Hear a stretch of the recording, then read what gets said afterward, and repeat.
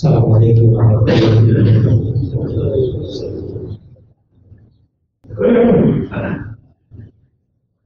نحمده ونصلي على رسوله الكريم اما بعد فاعوذ بالله من الشيطان الرجيم بسم الله الرحمن الرحيم وإذا قيل لهم اتبعوا ما أنزل الله قالوا بل نتبع ما ألفينا عليه آباءنا اولو كان آباؤهم لا يعقلون شيئا ولا يهتدون صدق اللہ العظیم۔ اللہ رب العزت نے انسانوں کی ہدایت کے لیے ہر دور کے اندر انبیاء اور رسولوں کو بھیجا۔ وَلَقَدْ بَعَثْنَا فِي كُلِّ أُمَّةٍ رَسُولًا، قرآن مجید میں اللہ تعالیٰ نے فرمایا کہ ہر امت کے لیے رسول کو بھیجا۔ کوئی انسان کی زندگی کا کوئی لمحہ ایسا نہیں گزرا جس میں اللہ رب العزت نے رسول اور نبی کو نہ بھیجا۔ ذہن میں کبھی کبھی یہ بات آتی ہے کہ جو پہلا انسان تھا اس کے لیے کون نبی تھا؟ فوراً جواب آپ کے ذہن میں آ جاتا ہے کہ اللہ نے پہلے انسان کو پہلا نبی بنا دیا آدم علیہ السلام، اور اب قیامت تک کے لیے نبی صلی اللہ علیہ وسلم محمد مصطفیٰ صلی اللہ علیہ وسلم اللہ تعالیٰ نے آخری نبی بنا کر کے لہٰذا پہلے انسان سے لے کر آخری انسان تک اللہ تعالیٰ نے نبوت اور رسالت کا انتظام کر رکھا تھا، اور اللہ رب العزت نے کوئی لمحہ ایسا نہیں گزرنے دیا جس میں کہ نبوت اور رسالت کی رہنمائی موجود نہ ہے۔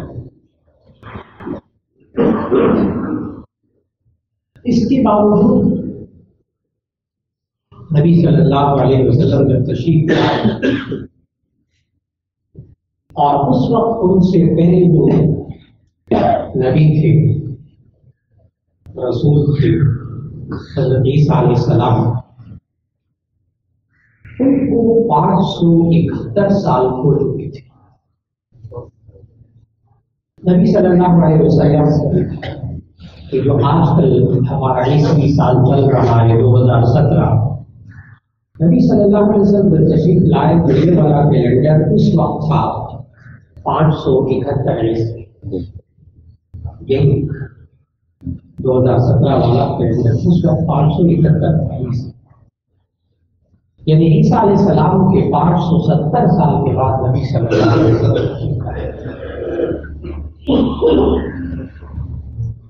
اور اس وقت میں اتنے فتنے ظاہر ہو چکے تھے، اتنے فتنے ظاہر ہو چکے تھے۔ ذہن میں ایک بات آتی ہے کہ اللہ تعالیٰ نے اتنے رسول بھیجے، اتنے نبی بھیجے، اتنے معلومات بھیجے، پھر انسان طرح طرح کے فتنوں میں کیسے مبتلا ہوتا ہے، کیسے وجود میں آتے ہیں، اور پھر نبی صلی اللہ علیہ وسلم نے تشریف لا کر ان فتنوں کو کیسے ختم کرا۔ جو اصل بات سمجھنے کی حیثیت طیبہ سے وہ یہی بات سمجھنی تھی۔ اسی طریقہ کا ایک ایک پہلو پڑھتے جائیے تو معلوم ہوگا کہ نبی صلی اللہ علیہ وسلم نے اس دور کے فتنوں کو کیسے ختم کیا۔ عجیب غریب فتنے، اس وقت دین ابراہیم بھی موجود تھا، حضرت ابراہیم علیہ السلام کا دین موجود تھا۔ نبی صلی اللہ علیہ وسلم کے آبا و اجداد، آپ کے والد صاحب، آپ کی والدہ محترمہ دین ابراہیم کی پیروکار تھے،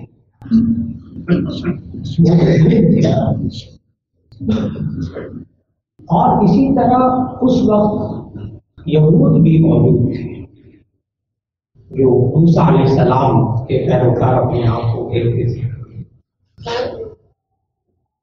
اور تورات کو اپنی مقدس کتاب مانتے تھے۔ وہ بھی ایک فتنہ بدل گئی تھی اس وقت جب نبی صلی اللہ علیہ وسلم آئے کتنا فتنہ کہ یہ یہود اس وقت شرک میں مبتلا تھے، شرک میں مبتلا تھے، تھوڑا شرک۔ وقالت الیہود عزیر ابن اللہ، اللہ تعالیٰ نے قرآن مجید میں بتایا کہ یہود کہتے تھے کہ عزیر علیہ السلام اللہ کے بیٹے ہیں، اللہ کی ذات میں شرک کر چکے ہوئے تھے۔ عیسائی موجود تھے، نصارہ موجود تھے، عیسیٰ علیہ السلام کی پیروکاری کا دعویٰ کرتے تھے،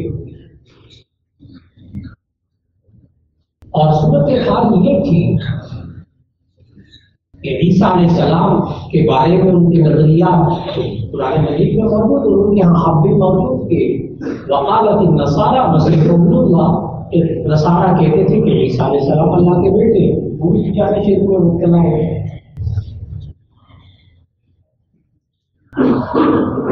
دین ابراہیمی کے اندر یہ جتنے مشرکین مکہ تھے یہ بت پرستی میں مبتلا تھے، بت پرستی میں مبتلا۔ خانہ کعبہ کے ارد گرد 360 بت رکھے ہوئے، نبی صلی اللہ علیہ وسلم تشریف لائے، اس وقت کی بات کر رہا ہوں، خانہ کعبہ کے 360 بت رکھے ہوئے، ہر روز کا ایک بت، سال بھر میں ہر دن کا ایک بت، اس سے کیا مانگنا ہے؟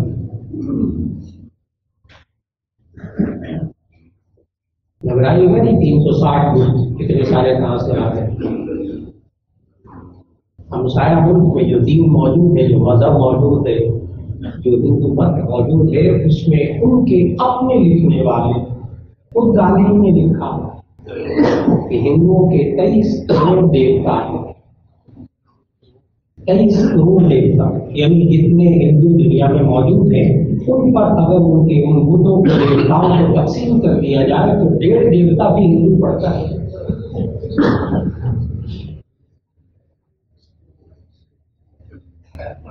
یہ اتنے کیسے وجود میں آتے ہیں کہ مذاہب بگڑتے چلے جاتے ہیں، اور اس وقت دنیا کا قدیم ترین جو مذہب مانا جاتا ہے وہ ہندو مت کو مانا جاتا ہے۔ آپ کو حیرت ہوگی کہ اس کا جو مرکز ہے ہندو مت کا وہ کشمیر ہے، ہندوستان میں بعد میں آیا، پہلے مرکز اس کا سارا کشمیر۔ اس کو سمجھنے کی کوشش کرنی ہے کہ کشمیر پر وہ اتنا کیوں زور دیتا ہے۔ ہندو مت کا جو وجود ہے وہ کشمیر کے علاقے سے وجود ہے۔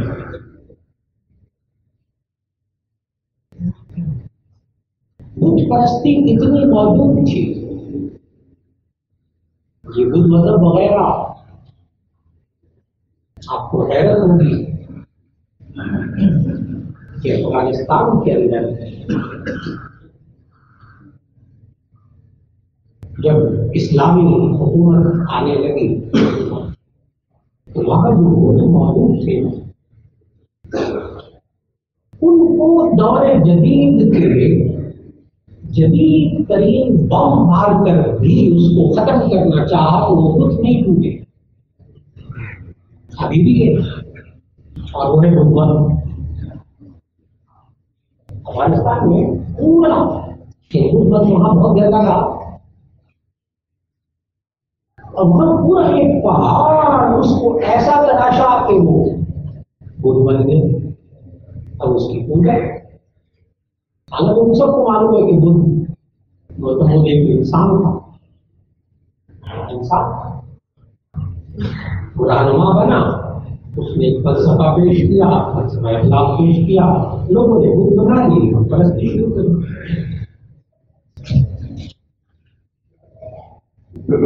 بہت کچھ کر لیا گیا، ابھی تک وہ بدھ نہیں ٹوٹ پائے۔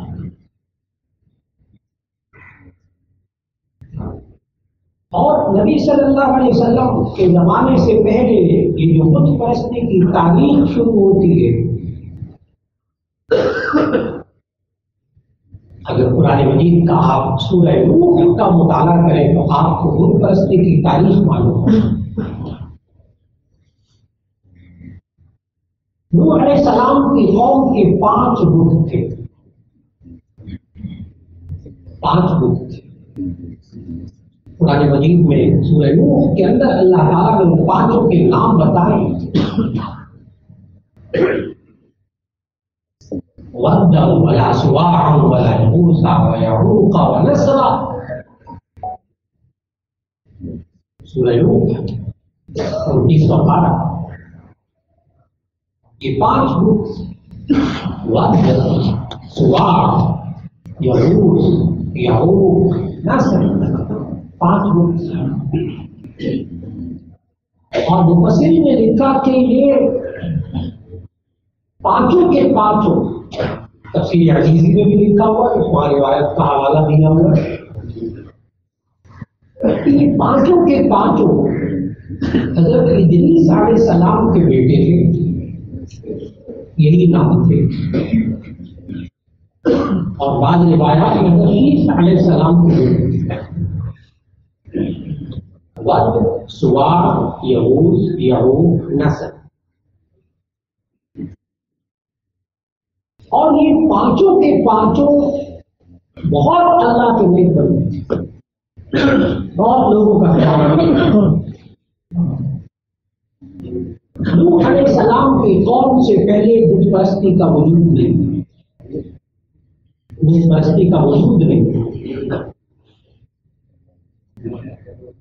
آپ نے پوری توجہ بیان کے آواز سے لے کر ایک لفظ پر توجہ رکھنی ہے کہ نبی صلی اللہ علیہ وسلم جب تشریف لائے تھے اس وقت بہت سے انبیاء کی کتابیں اور دین موجود، ان کے مذاہب موجود تھے، پھر یہ فتنے کیسے ہو گئے؟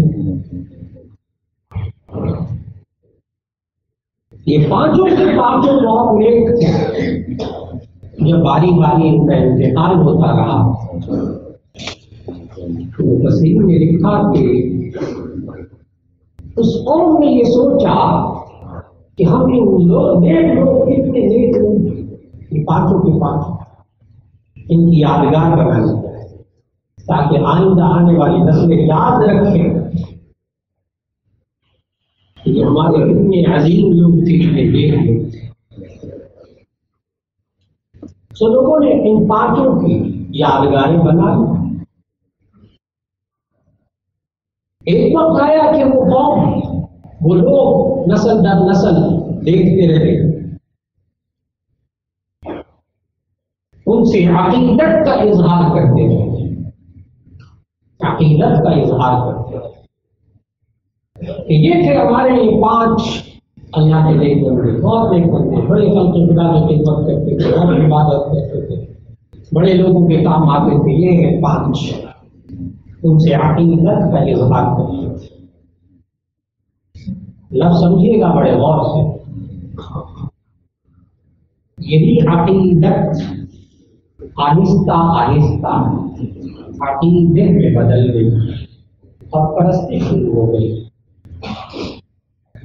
انہیں 5 دین میں بگاڑ کیسے پیدا ہوتا ہے، اس کی گہرائی تک اترنے کی کوشش کی۔ اللہ نے انبیاء بھیجے لوگوں کی ہدایت کے لیے، ان مذاہب کے اندر بگاڑ کیسے پیدا ہوتا ہے، وہ مذاہب کے بعد میں فتنوں کی صورت میں کیسے سامنے آئے۔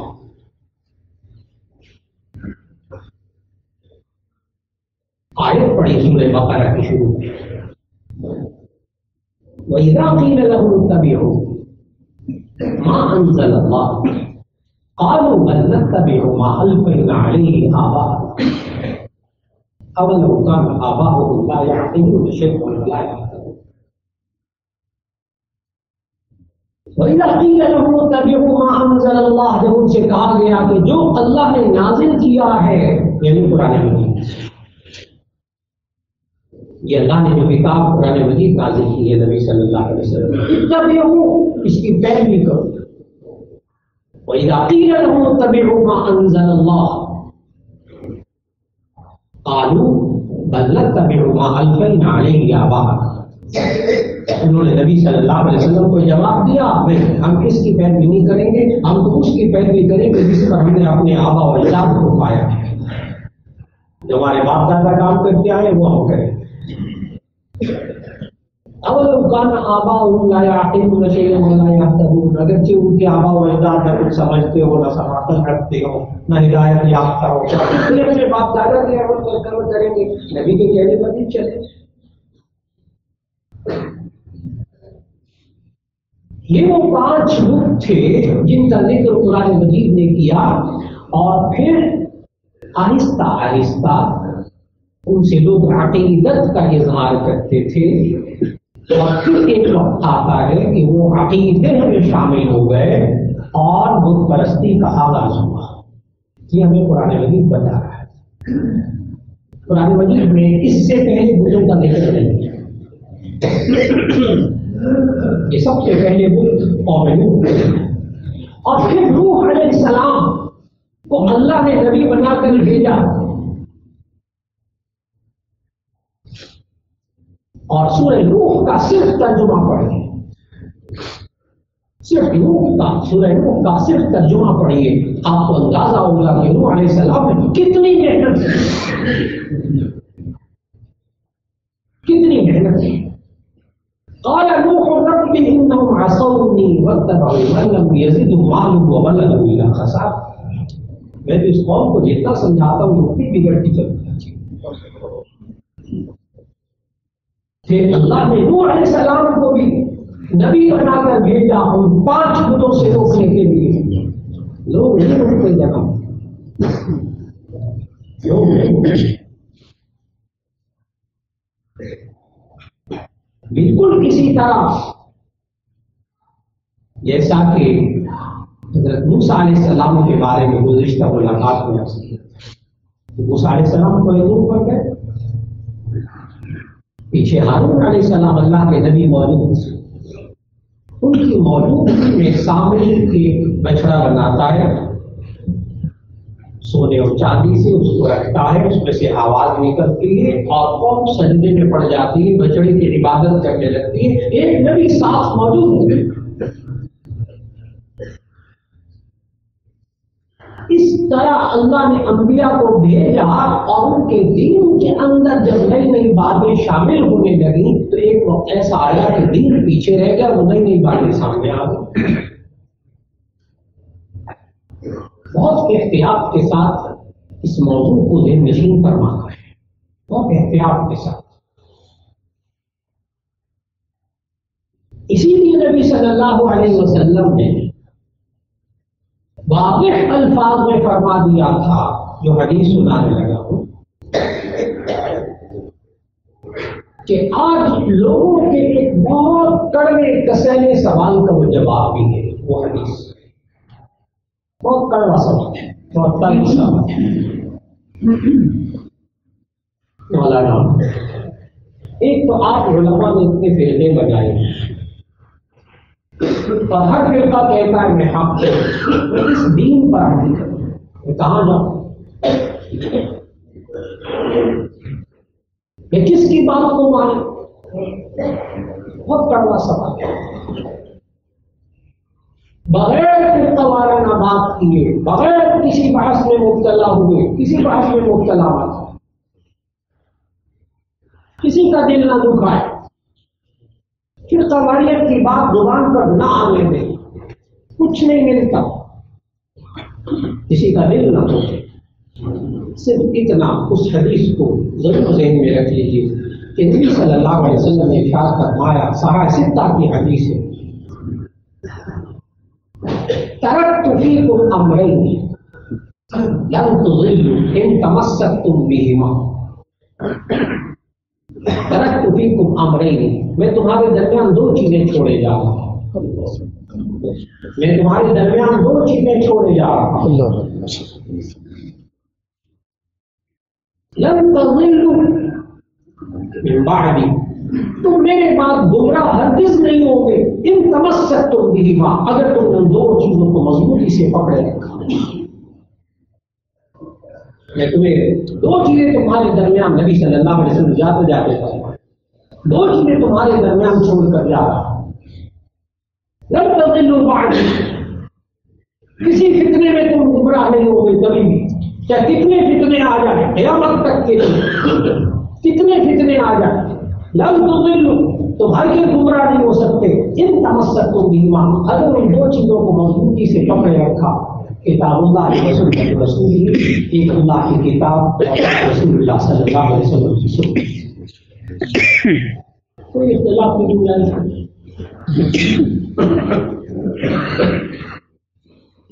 کوئی حدیث موجود ہو اور کوئی بندہ اس کے مطابق عمل کر رہا ہو، انشاءاللہ وہ نجات پاتا ہے۔ کوئی بندہ کسی آیت سے استدلال کرتے ہوئے جو کہ قرآن و سنت کے خلاف، واضح احکام کے خلاف نہ ہو اور اس مسئلے پر عمل کر رہا ہو، انشاءاللہ وہ نجات پا جائے گا۔ اگر کتاب اللہ اور سنت رسول اللہ صلی اللہ علیہ وسلم ان دو کو انسان مضبوطی سے پکڑے رکھے تو پھر انشاءاللہ یہ انسان کسی فتنے میں، نئی نئی باتیں جو فتنے کے طور پر پیدا ہو رہی ہیں، انسان اس میں الجھے گا نہیں، گمراہ نہیں ہوگا۔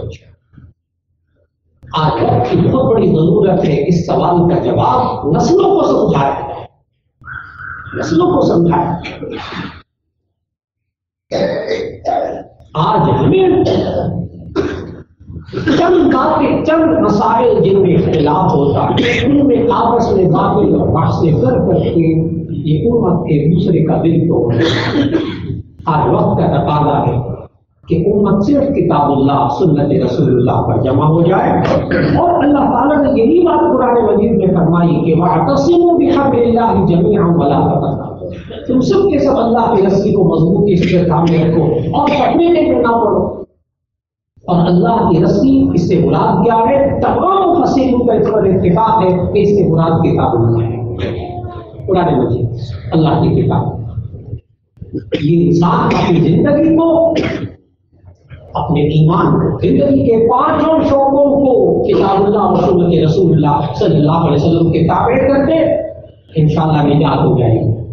نمبر ایک، ایمانیات، جتنے اعتقادات ہیں وہ سارے کے سارے وہ ہونے چاہیے جو کتاب اللہ اور سنت رسول اللہ صلی اللہ علیہ وسلم۔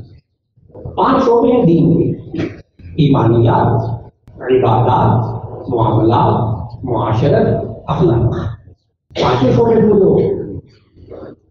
ایمانیات کے اندر ہمارے اعتقادات وہ ہونے چاہیے، ہماری ایمانی کیفیات وہ ہونی چاہیے جو کہ قرآن و سنت کے مطابق۔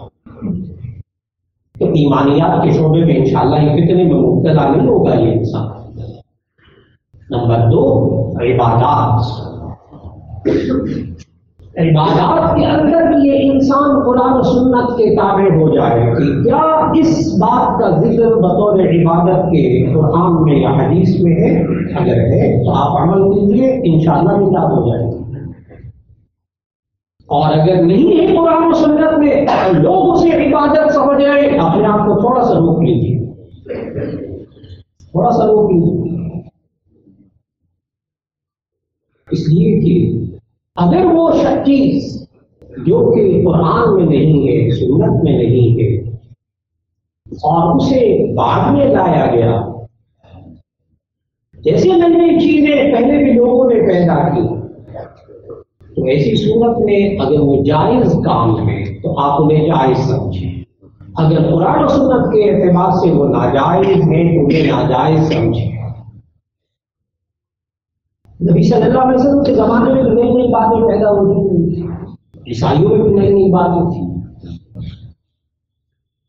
عیسائیوں میں 30 روزے ہوتے تھے، روزے ان کے یہاں بھی فرض ہوتے تھے، 30 روزے ان کے یہاں بھی تھے۔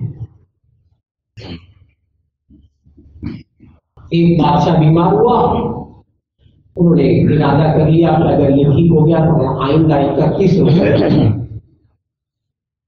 پھر ہوا، پھر ایک ہفتے کوئی اور واقعہ ہوا کہ ہم 10 روزے اور رکھیں، 40 روزے تک پہنچ گئے ہر سال، یہاں تک کہ کرتے کرتے یہ 2 مہینے کے روزے ہو گئے۔ روزے کے اندر نئی نئی باتیں پیدا کی، روزے 2 مہینے بڑھا لیے، اور اسی طرح وہاں حج دین ابراہیمی کے اندر ابراہیم علیہ السلام کے زمانے سے حج ہو رہا ہے. نبی صلی اللہ علیہ وسلم جب تشریف لائے تو اس وقت حج کی کیفیت یہ تھی. قرآن مجید میں اللہ تعالیٰ نے بتایا حج کی کیفیت، طواف کی کیفیت کیا ہوتی ہے کہ قریش تو کپڑے پہن کر طواف کرتے تھے یہ کہ ہم معزز لوگ ہیں، لیکن باقی کے لوگ وہ طواف کرتے تھے بے لباس ہو کر، اور بجائے اللہ کا نام لینے کے قرآن مجید بتا رہا ہے کہ تالیاں اور ٹکڑیاں بجا کر خانہ کعبہ کے گرد چکر لگاتے تھے. کیا ہو رہا ہے طواف.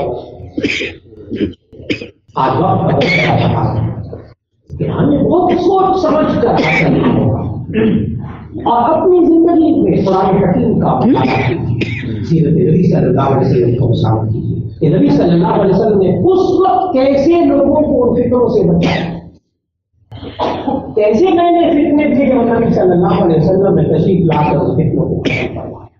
اللہ رب العزت دین کے اندر جو نئی نئی باتیں سامنے آتی ہیں اور آج امت مسلمہ اسے دین سمجھنے لگیں گے. ایک ایک بات پر غور کیجیے، قرآن و سنت میں تلاش کیجیے، اور اس کے بعد اگر اس میں حکم موجود نہ ہو تو اگر وہ جائز ہے اسے جائز سطح پر رکھیے، لیکن اس کو بھی اسلام اور کفر کی چیزیں نہ بنا لیجیے کہ جناب آپ یہ نہیں کرتے حالانکہ وہ بات نہ قرآن میں نہ حدیث میں. آپ مسلمان نہیں ہیں، آپ نے سمجھ لینا ہوگا، اپنے آپ کو روکنا ہوگا، تھوڑا سا دیکھنا ہوگا کہ یہ نئی نئی چیزیں ہمارے دین کے اندر جو پیدا ہو گئی اسلام کے اندر، اس کو ایک ایک چیز کو پرکھنا ہوگا اور پرکھنے کے لیے ہمارے پاس جو آلہ ہے وہ ایک قرآن ہے رسول اللہ صلی اللہ علیہ وسلم. اللہ تعالیٰ ہم سب کو ان دونوں چیزوں کو مضبوطی سے پکڑنے کی توفیق عطا فرمائے.